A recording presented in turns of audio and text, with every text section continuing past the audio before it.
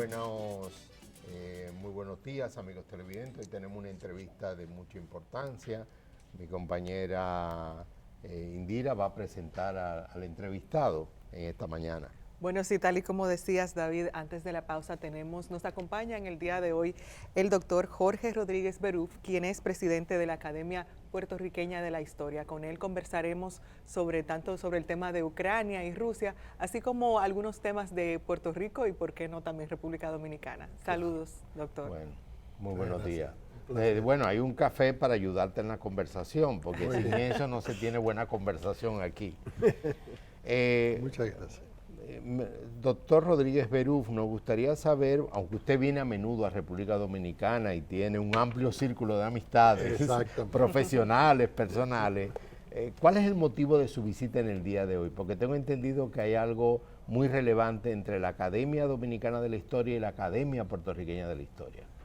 Sí, hoy va a haber un evento a las 12 del día en la Academia Dominicana de la Historia, donde vamos a intercambiar diplomas y todos los miembros de la Academia Dominicana de la Historia van a ser académicos correspondientes de la Academia Puertorriqueña de la Historia y viceversa. Nosotros vamos a ser miembros correspondientes de la Academia Dominicana. Y también va a participar el presidente de la Academia de San Germán, porque en Puerto Rico tenemos dos academias, una en San Germán y otra en San Juan. La nuestra es la Academia de Puerto Rico. Y él también va a estar haciendo ese intercambio de diplomas con la Academia Dominicana. Ya tenemos desde hace algún tiempo relaciones de colaboración con la Academia Dominicana. Aquí han publicado libros de historiadores puertorriqueños, han publicado 2 libros que yo sepa. Y hemos realizado una asamblea remota por internet, por Zoom, entre todos los miembros de la Academia Dominicana y todos los miembros de la Academia Puertorriqueña. Así que esto es un paso más en una relación de colaboración que se va a seguir desarrollando. Doctor Jorge, hay un tema que llama bastante la atención, al menos a nosotros aquí en el Caribe, y es el tema de las guerras y de estas situaciones que no estamos tan acostumbrados, pero que cada día más vemos en la prensa este tipo de situaciones. En el día de hoy, pues usted nos va a hablar sobre la situación de Ucrania y Rusia. ¿Podría explicarle a nosotros caribeños por qué se da esta situación? Yo creo que siempre cuando hay guerras, pues hay varias versiones. Es como los divorcios, ¿verdad? Siempre hay 2 explicaciones de las razones. Pero por el lado de Rusia, ellos han estado alegando unos agravios que consisten en que Ucrania tenía planes de ingresar a la OTAN y que eso amenazaba su seguridad. Ese es uno de los argumentos, ¿verdad?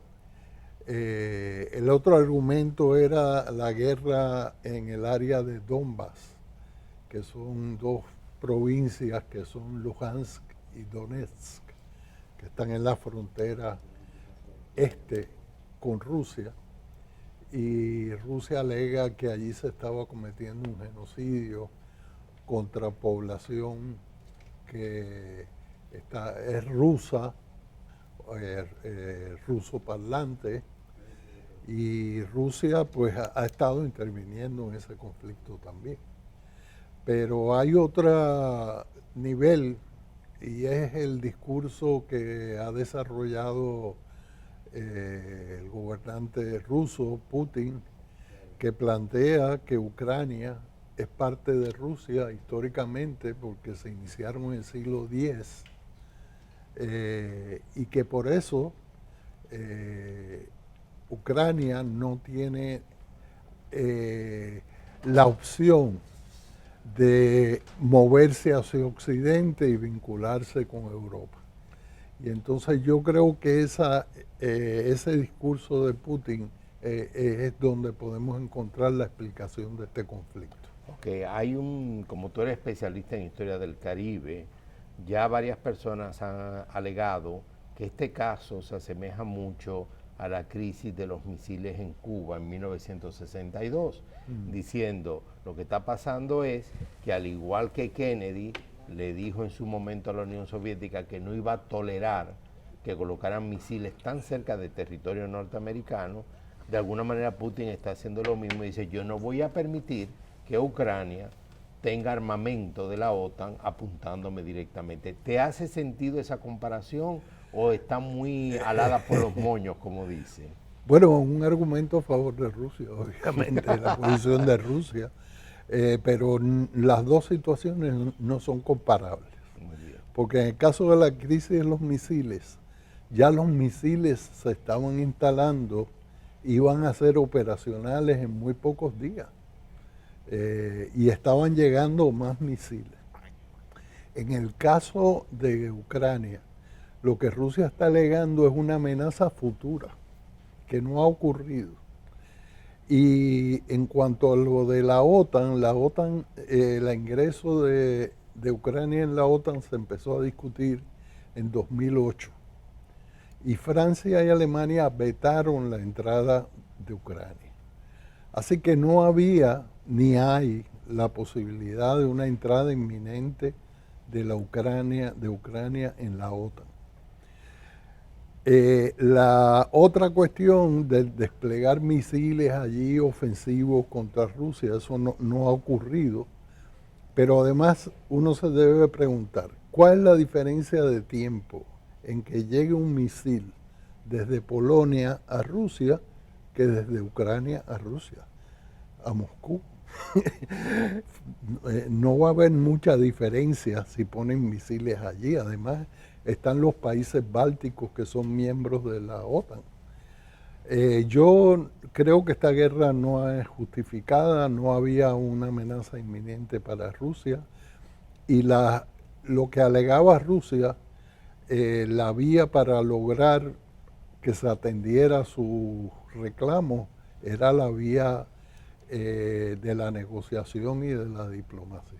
¿Fue muy precipitado entonces Putin con esa decisión? Sí, yo creo que él calculó muy mal, él creía que eso se iba a caer como un castillo de naipes con un soplo, y yo creo que todos los analistas ya están planteando que el plan inicial era sustituir el gobierno de Ucrania por un gobierno prorruso, y eso no ha funcionado. Estamos en una fase de una guerra prolongada y una guerra muy destructiva y una guerra que está afectando muchísimo a los civiles y que estamos viendo de nuevo la destrucción de ciudades históricas y de ciudades de gran valor, con una gran historia, y yo creo que eso es un desastre, ¿verdad? Ver ciudades como Kiev o como Mariupol, Odessa. Odessa es una ciudad con una historia... Con mucha significancia a nivel histórico. Entonces, aunque Putin dijera que no iba a atacar a la población civil, sí, estamos viendo que está destruyendo viviendas y está destruyendo el centro de las ciudades. Es realmente penoso ver esto y la comunidad internacional tiene que buscar una salida de este conflicto. Algunos dicen, bueno, eso está ocurriendo en el sur, centro, prácticamente este de Europa, pero pareciera que está pasando en el planeta entero por sus consecuencias económicas. Es decir, hemos descubierto que si veníamos con unos impulsos inflacionarios que venían de la reactivación económica, es decir, el mundo entero estuvo encerrado por casi 2 años en la pandemia y de repente ha encendido la economía y todavía la economía no logra ir a la velocidad de que se le está demandando. De pronto resulta que con esta guerra todo se está disparando, precios del trigo, precios del petróleo. Y un actor detrás, me gustaría saber tu opinión, Jorge, un actor detrás es China. Y China pareciera que todo el mundo la mira pensando que va a ser el mediador adecuado y se pregunta uno qué beneficio, qué perjuicio puede tener China en todo este juego. Sí, sobre lo primero, estamos en una economía de guerra. Vivimos un mundo globalizado y lo que pasa en el centro de Europa nos afecta y ya nos está afectando. Por el lado de la inflación, puede haber una recesión económica por la situación que estamos viendo, así que no estamos fuera de este conflicto.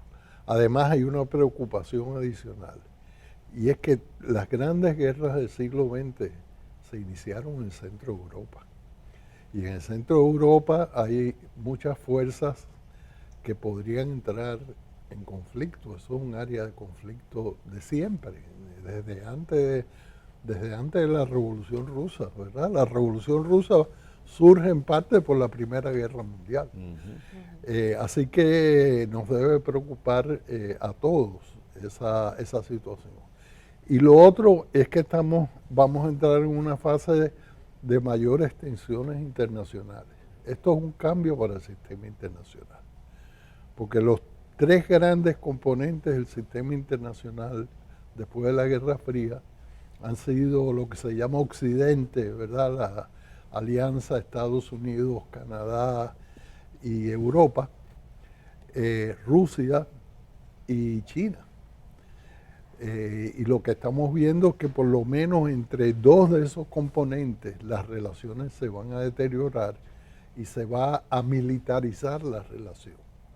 Ya los países que están en frontera con Rusia están aumentando su presupuesto, comprando armas, y esto es bien negativo, ¿verdad? Porque estamos pasando de lo que se llamaba la estrategia del engagement, que era interrelacionar las potencias para que no hubiera una posibilidad de la guerra, los mercados, los flujos de capital, las instituciones, pero las instituciones se han venido abajo. Rusia la ha pasado por el lado a la Unión Europea, Consejo de Europa, la ONU, todo el Comité de Seguridad de la ONU.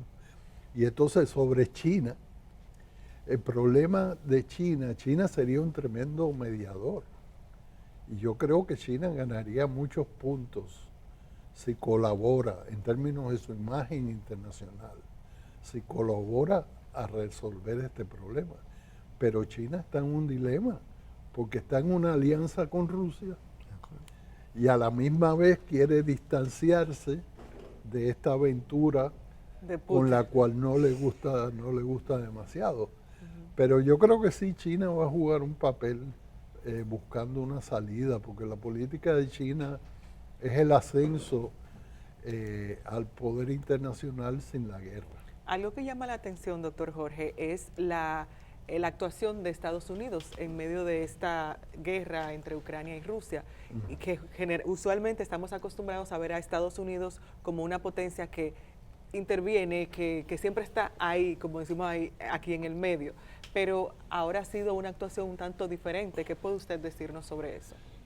Yo creo que está claro que la percepción del presidente de Estados Unidos y de sus consejeros es que el día que soldados rusos y americanos empiezan a intercambiar disparos, la posibilidad de una tercera guerra mundial es muy real. Y algo así estuvo a punto de ocurrir en Siria, porque en Siria había soldados rusos y soldados americanos, y se creó una situación de fricción. Así que yo creo que al no introducir fuerzas armadas de la OTAN y de Estados Unidos, pues lo que están haciendo es actuando con prudencia y tratando de evitar que esto escale a un nivel mayor. Hay que decir que se ha mencionado el posible uso de armas nucleares. Y yo creo que ahora tenemos que entender que hay armas nucleares tácticas que son de poco efecto, ¿verdad? Uno puede destruir un aeropuerto con un arma nuclear. Nosotros tenemos la imagen de Hiroshima y Nagasaki. De una destrucción total. Sí, pero son armas de un efecto muy localizado.